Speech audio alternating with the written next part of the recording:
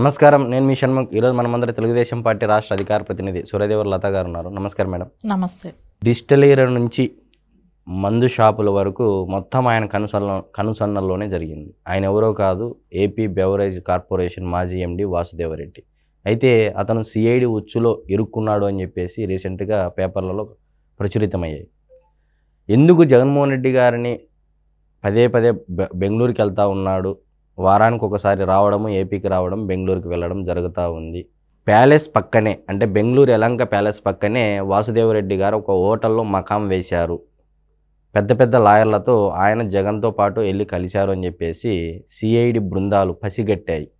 మరి ఇప్పుడు దీనిపై మీ అభిప్రాయం ఏంటి? అంటే బెవరేజింగ్ దీనిలో ఎన్ని రకాల అవకతవకలు జరిగాయని ముందు నుంచి అందరూ గెస్ చేసిందే. ఎందుకంటే సొంత బ్రాండ్లు పెట్టుకోవటం, సో మనం ఎక్కడ అమ్మకూడదో అక్కడ ప్లేసులంతా గుడి బడి అని ఏది లేకుండా, సో ఓన్లీ ఆంధ్రప్రదేశ్లో విచ్చలవిడిగా మద్యం ఏర్లై పారింది. అది కూడా కల్తీ మద్యం అంతా కూడా. సో వీటి మూలాన బాగా సంపాదించడం జరిగింది జగన్మోహన్ రెడ్డి ఆ రోజున. సో దానికి ఎవరు కొమ్ము కాశారు? దానికి ఆ రోజున విశ్వాసపాత్రుడైన లాగా ఆయనకి ఏం చెప్తే అది చేయటం జరిగింది. దాని మూలనే ఈరోజు మనం చూస్తున్న ఇది జూన్ 6 నుంచి ఆయన అజ్ఞాతంలోకి వెళ్ళటం కానివ్వండి, తర్వాత ప్రతిసారి కూడా జగన్మోహన్ రెడ్డి 10 రోజులకు ఒక్కసారి బెంగళూరు ప్యాలెస్కి వెళ్ళిపోవటమే కానివ్వండి, అక్కడ మకాం పెట్టడమే కానివ్వండి, ఇప్పుడు ఈ వాసుదేవరెడ్డి అక్కడ పక్కనే హోటల్ తీసుకొని రూమ్ తీసుకొని అక్కడ ఉండి ఆయన వెళ్ళి రోజు కలవటం, లాయర్లంతా అక్కడ పిలిపించుకోవటం, ఇవన్నీ చూస్తూ ఉంటే ప్రతిదీ కూడా ఆయనకి ఏపీలో ఏదైనా జరిగితే తెలుస్తుందనే ఒక ఉద్దేశంతో బయట వస్తుందని ఆయన హైదరాబాద్ లాంటి నగరంలో ఇక్కడ కూడా ప్యాలెస్ ఉంది, ఇక్కడికి కూడా వచ్చుండొచ్చు, ఇక్కడ కూడా రాకుండా పోవడానికి కారణం అంటే ఇక్కడ కూడా తెలిసిపోతుంది. సో కర్ణాటక అయితే తెలియదేమో అని అనుకోవడంతో అక్కడికి వెళ్ళి ఈయన ఎవరెవరితో అయితే ఇట్లాంటి కుట్రలు ఇవన్నీ చేశాడో, ఈరోజు వాసుదేవరెడ్డే కానివ్వండి, ఇంకా ఉన్న వాళ్ళని అందరినీ కూడా అక్కడికి పిలిపించుకోవటం, అక్కడ మాట్లాడటం, అక్కడి నుంచి ఆయన కార్యకలాపాలు జరిపించడం అన్నీ కూడా జరుగుతుంది. ఈరోజు సిఐడి పిలవటం జరిగింది, సిఐడికి రావటం జరిగింది. అది కానీ అక్కడ ఎంతవరకు ఆయన కరెక్ట్ ఇన్ఫర్మేషన్ ఇస్తాడు అనేది కూడా మనం ఆలోచించాల్సిన విషయం. ఎందుకంటే ఇక్కడ మొత్తానికి వాళ్ళందరూ కూడా జగన్మోహన్ రెడ్డి చెప్పినవిట్టే చేశారు, దాని మూలాన వీళ్ళు లబ్ధి పొందారు, జగన్మోహన్ రెడ్డి లక్షల కోట్లు దోచుకున్నాడు. కానీ వీళ్ళు కాపాడటానికే ప్రయత్నిస్తున్నారు కదా జగన్మోహన్ రెడ్డిని. సో దీనిలో ఫస్ట్ A1 ముద్దాయిగా తీసుకుంటే జగన్మోహన్ రెడ్డే ఉంటాడు. ఎందుకంటే వీళ్ళందరినీ పాముల్లాగా వాడుకోవటం జరిగింది. ఆయన ఏదైతే ఆడిచ్చారో అట్లంతా వీళ్ళు ఆడటం జరిగింది. సో దీని మూలాన మన ఏపీ రాష్ట్రంలో మొత్తం కూడా చాలామంది ప్రాణాలు కోల్పోవటం జరిగింది ఈ మద్యం దాగి. సో ఎంతమంది హెల్త్ ప్రాబ్లమ్స్ వచ్చాయి. ఆ హెల్త్ ప్రాబ్లమ్స్ వచ్చిన తర్వాత వాళ్ళ సరైన ట్రీట్మెంట్ లేక కూడా చనిపోవటం జరిగింది ఈ మద్యం మూలాన. ఈరోజు కొంచెం అంటే బ్రాండ్ కంపెనీలు ఇవన్నీ రావటం మూలన కొంచెం హ్యాపీగా ఉంది కానివ్వండి, సొంత బ్రాండ్లు అంటూ పెట్టి పిచ్చి పిచ్చి మందును అంత తాగిచ్చి జనాల ప్రాణాలతో ఎంత చిన్న వయసులో కూడా వెధవరాళ్ళు అయిపోయారు అక్కడ.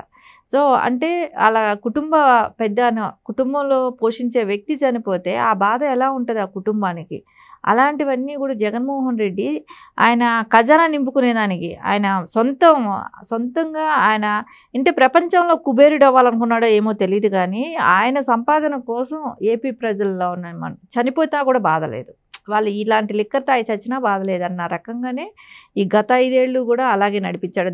ఇది మూల పర్యవసానమే మనం ఈరోజు వాసుదేవరెడ్డిని ఎంక్వైరీకి పిలవటమే కానివ్వండి, వాళ్ళు చేసిన అవకతవకలన్నీ కూడా ఈరోజు ఒక్కొక్కటి బయట వస్తున్నాయి కదా.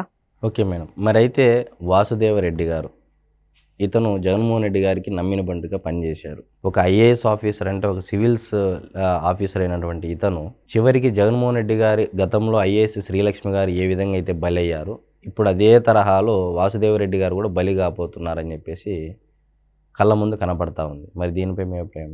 అంతే కదా, గతంలో శ్రీలక్ష్మిని చూసాం మనం. సో ఆవిడ జైలుకి వెళ్ళారు, రాజశేఖర రెడ్డి గారి హయాంలో చేసిన అవకతవకలకన్నిటికీ దానికి కారణం కూడా జగన్మోహన్ రెడ్డి అనేది అప్పుడు కూడా నిర్ధారణ అయిన విషయమే. 43,000 కోట్లు దోచుకోవటంలో దానిలో ప్రధాన పాత్రురాలుగా ఆ రోజు ఆవిడ చేసిన పని మూలాన ఆవిడ జైలుకి వెళ్ళింది. కానీ ఇక్కడ ఇంకొక విషయం ఆలోచించాలి, జైలుకి వెళ్ళినా వీళ్ళు బుద్ధులు మారల. ఐఏఎస్లుగా ఉంటూ వీళ్ళు పార్టీకి కొమ్ము కాయకూడదు కదా, ప్రజల కోసం పనిచేయాల్సిన వీళ్ళందరూ మళ్ళా రాజకీయ పార్టీల్లో వీళ్ళు ఇన్వాల్వ్ అయిపోయి రాజకీయ నాయకులతో ప్రజలకు నష్టం చేకూర్చారు కదా. అదే శ్రీలక్ష్మి ఏం చేసింది, జగన్మోహన్ రెడ్డికి మళ్ళీ ఇప్పుడు గవర్నమెంట్ వచ్చిన తర్వాత 19 నుంచి ఈ 24 వరకు ఆయన చెప్పినట్టంతా మళ్ళీ చేశారు కదా. సో అదేలాగే ఇప్పుడు వాసుదేవ్ రెడ్డి పరిస్థితి కూడా తప్పకుండా జైలుకి వెళ్తాడు. వెళ్ళినా కూడా వీళ్ళు మళ్ళీ నెక్స్ట్ మార్పు అనేది వీళ్ళలో వస్తుందా, సో అప్రూవల్గా మారిపోతారా లేదా అనేది ఇక్కడ మనం ఆలోచించాలి. అయితే ఇక్కడ మేడం 16 మంది ఐపీఎస్ ఆఫీసర్లు కూడా గతంలో అంటే ఒక 1 week back DGP Dwaraka Tirumala Rao గారు కూడా మెమో ఇవ్వడం జరిగింది. మీరు డైలీ డీజీఎఫ్ ఆఫీస్కి వచ్చి సైన్ చేసి వెళ్ళాలి అని చెప్పేసి. ఒక ఐఏఎస్ ఐపీఎస్ ఆఫీసర్లు అయ్యిండి కూడా ఇంతటి దిగజారితనానికి గల కారణం ఏంటంటారు? పదవీ వ్యామోహం మూలాన జరిగిన పని, ఇంకోటి డబ్బులు. అంటే వాళ్ళకి ఐఏఎస్లుగా ఉన్నప్పుడు వాళ్ళ ఆలోచన విధానం ఎలా ఉంటుంది అనేది ఒక ఐఏఎస్లకు ఒక ప్రత్యేకమైన గౌరవం అనేది ఉంటుంది. కానీ వీళ్ళు ఈ జగన్మోహన్ రెడ్డి వచ్చిన తర్వాత ఈ శ్రీలక్ష్మి కేసు మనం దగ్గర నుంచి వాళ్ళకున్న విలువను వాళ్ళు పోగొట్టుకున్నట్టే జరిగింది. ఎందుకంటే వీళ్ళు ప్రతిదీ పార్టీలలో కలిసిపోయి ఏ నాయకుడు ఉంటే వాళ్ళతో, ఏ గవర్నమెంట్ ఉంటే ఆ నాయకుడికి జగన్మోహన్ రెడ్డి ఎంత అవినీతి చేస్తారన్నా ఎక్కడా కూడా క్వశ్చన్ చేయకుండా వాళ్ళకి పదవి అంటే నాకు ఈ పోస్ట్ వస్తుందని నేను కోరుకున్న హోదాలో నేను ఉంటానా లేదా అనే ఒక వ్యామోహంతోనే సో మనకు కావాల్సిన ఫండ్స్ మనకు వస్తున్నాయి, మనకు వచ్చే డబ్బులు మనకు వస్తున్నాయి. సో ఉద్యోగం పోతే పోయిందన్న రీతిన తయారయ్యారు. జైలుకి వెళ్ళినా కూడా బాధ లేదన్నట్టు శ్రీలక్ష్మి కేసు మనం చూసాం. జైలుకి వెళ్ళి వచ్చిన తర్వాత మళ్ళీ ఆవిడ బిహేవియర్ ఎలా ఉందనేది. సో వీళ్ళు ఐఏఎస్లకి ఇదివరకు ఉన్న ఐఏఎస్లకి ఇప్పుడున్న ఐఏఎస్లకి కొంచెం కూడా చేంజ్ లేదు. వాళ్ళు వచ్చి రోజు వచ్చి సంతకం పెట్టి వెళ్ళాలి అన్నప్పుడు సో వాళ్ళకి ఎంత ఇన్సల్ట్గా ఫీల్ అవ్వాల్సిన విషయం అది. సో వాళ్ళు చదువుకున్నది ఏంటి, వాళ్ళు దేశ రక్షణ కోసం ఉండాల్సిన వాళ్ళు, దేశంలో పరిపాలనా వ్యవస్థను మంచిగా చూడాల్సిన వాళ్ళు, ప్రజలకు అందుబాటులో ఉండాల్సిన వాళ్ళు, ఇలాంటి వాళ్ళు ఇలాంటి పని చేస్తారని ఎవరు కూడా మనం గతంలో ఎక్స్పెక్ట్ చేసున్నాము.